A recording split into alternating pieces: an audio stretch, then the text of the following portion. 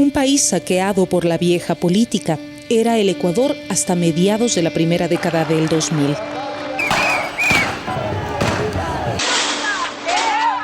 La inestabilidad era tal que tan solo 10 años llegó a tener 10 presidentes e innumerables movilizaciones sociales. Se va Gutiérrez, se va Lucio Gutiérrez, señores. Eran más los ecuatorianos que se iban del país que los que regresaban.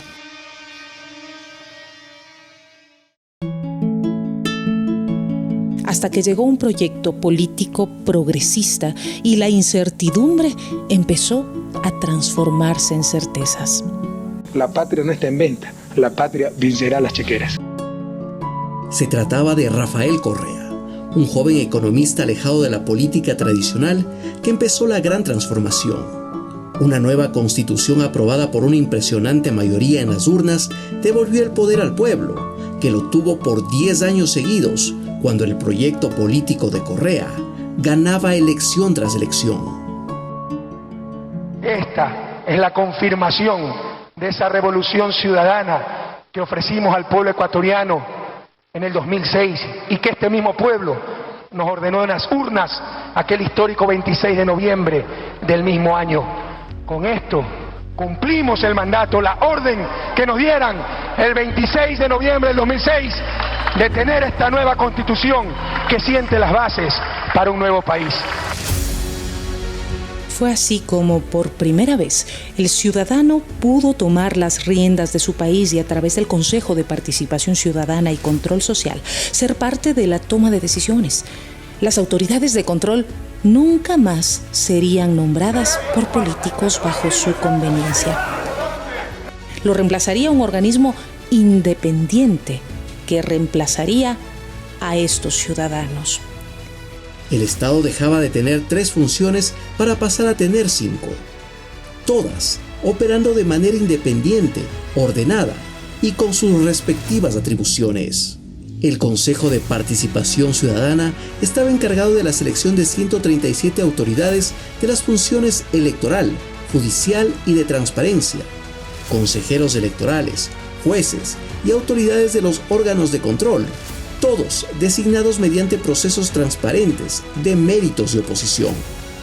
Juran ustedes que cumplirán fielmente las funciones otorgadas por la Constitución de la República del Ecuador y la ley en su calidad de vocales principales del Consejo de la Judicatura. Sí, gracias. Pero la destrucción llegó tras el triunfo de Lenín Moreno, que ganó la presidencia bajo el paraguas del movimiento político del expresidente Correa, pero no dudó en traicionar a sus electores. Moreno se entregó de lleno a la banca. Yo soy uno más, señor presidente, de tantos que no votamos por usted y ahora estamos gustosos de respaldar, de apreciar, de felicitar la gestión que usted está haciendo, señor presidente. Sabes, Antonio, y en ese orden de ideas, yo les estoy también agradecidos por no haber votado por mí. A los que les estoy agarrando un poco de odio, más bien a los que votaron. La gestión de Moreno se centró en destruir la institucionalidad del Ecuador. A 5 meses de haberse posesionado, convocó a una consulta popular que cambió la conformación del Consejo de Participación, nombrando a dedo a las nuevas autoridades. Les consultamos sobre el cese inmediato de los actuales miembros del Consejo de Participación Ciudadana y proponemos que los nuevos integrantes sean elegidos a través de votación universal.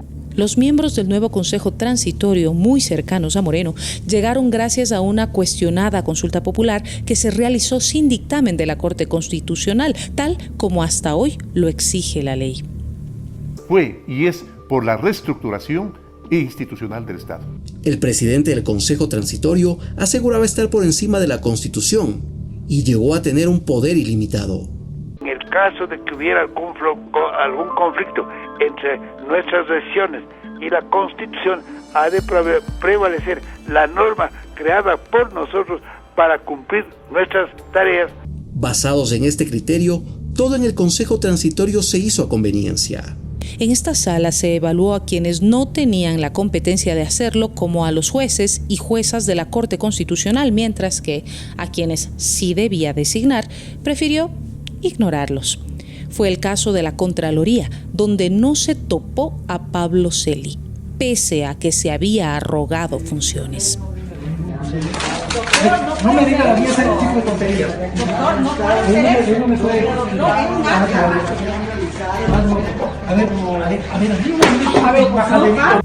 Celi fue muy funcional para el proceso de persecución y Trujillo lo dejó en el cargo sin nunca evaluar su gestión.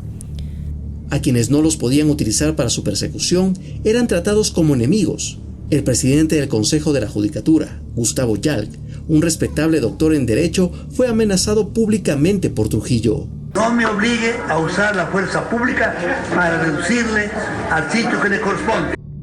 El proceso de evaluación no ofrecía ninguna garantía para las autoridades que estaban en funciones. Yalc y toda su caterva de cómplices de la violación permanente de los derechos humanos no nos va a detener. La Fiscalía General era el objetivo primordial. Para completar la obra se necesitaba una persona utilitaria que canalice la persecución en el ámbito penal. La elegida fue Diana Salazar, que en realidad fue la menor puntuada en el concurso de méritos. El consejero Javier Zavala Egas lo denunció meses después. Zavala Egas estuvo en contra de este nombramiento. En méritos no estaba primera. En oposición, en el examen escrito que se hizo, tampoco llegó primera. ¿Quién y cómo calificaron como calificaron a la fiscal para que llegue primera al concurso? Mi calificación fue 24/30. Por lo tanto, la pregunta es ¿por qué llega primera? Porque se la calificó para que llegue primera. En realidad, las pruebas de quien fue designada fiscal fueron mediocres. Su examen escrito recibió la calificación de 10/20 y su exposición oral solo demostró desconocimiento. Se requiere decisión para tomar algunas decisiones y tener la decisión de tomar las decisiones. La víctima, ¿qué clase? La víctima tiene que versar mismo de la organización. ¿Pero por qué? Nos vamos a decir. Pese a esto, fue designada fiscal general de la Nación. Porque haber sacado 10, eso no significa corrupción, significa honestidad. Moreno aseguró de esta manera los 3 pilares para la persecución, para el lawfare. Pablo Celi, el contralor subrogante, forjaba informes de responsabilidad penal contra todos los correístas. Con estos informes actuaba la Fiscalía de Diana Salazar y los casos llegaban a los jueces puestos por Moreno y Trujillo y los sentenciaban. Tradicionalmente, los fiscales tienen temor y miedo de solicitar prisiones preventivas. Entonces, debe ser aplicada en todos los casos. Llenaron el círculo y empezaron la persecución. Acusaron y sentenciaron por asociación ilícita al ex vicepresidente Jorge Glass, sin una sola prueba, después de que Moreno le retirara de sus funciones porque el vicepresidente denunció el pacto con la vieja partidocracia. Me han quitado las funciones por pedido de Guillermo Lasso, por pedido de los grandes empresarios. Comprendieron con claridad que no iban a contar conmigo para el regreso del viejo país, para el país del tongo, del reparto, de las componendas. Se inventaron el caso Balda, un supuesto secuestro en el exterior de una persona que huyó a Colombia evadiendo la justicia. Y ahí salió la primera orden de prisión contra el expresidente Correa, cuando todo evidentemente fue un montaje, y lo denunció el mismo cooperador eficaz de la Fiscalía. Desde Argentina, en donde actualmente se encuentra refugiado, Raúl Chicaiza, ex agente de la CNAIN, cuenta su verdad sobre el caso Balda.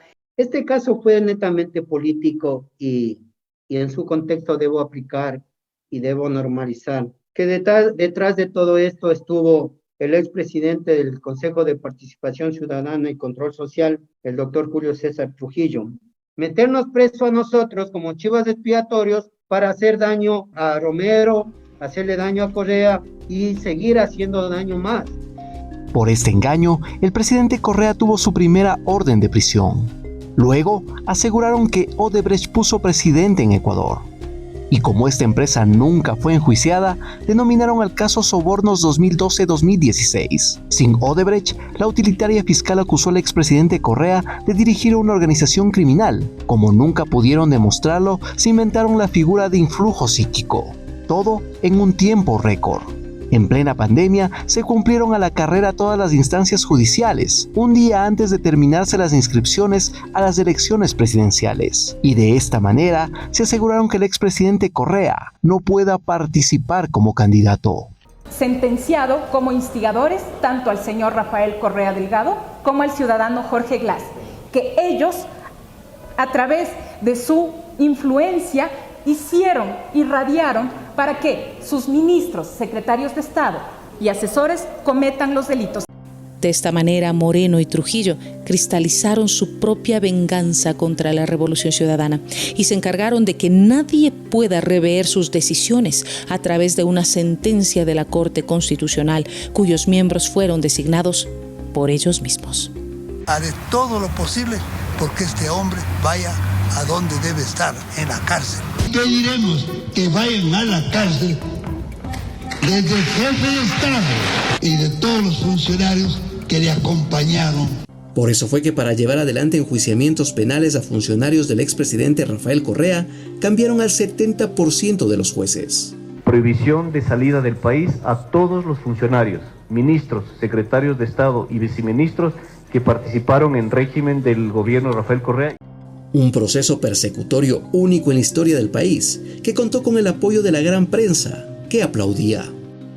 Los medios de comunicación en general tienen la idea de designarle a usted el hombre más brillante del año que estamos terminando. El gran empeño que usted ha puesto por favorecernos con decisiones históricas.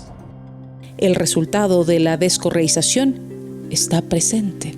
Ecuador pasó de ser el segundo país más seguro de América Latina al más peligroso de todos, y donde en plenas elecciones se asesinó a un candidato presidencial para tratar de inculpar a la Revolución Ciudadana, impidiendo su triunfo en la primera vuelta electoral y asesinando a los 7 sicarios durante el balotaje, afectando su votación final.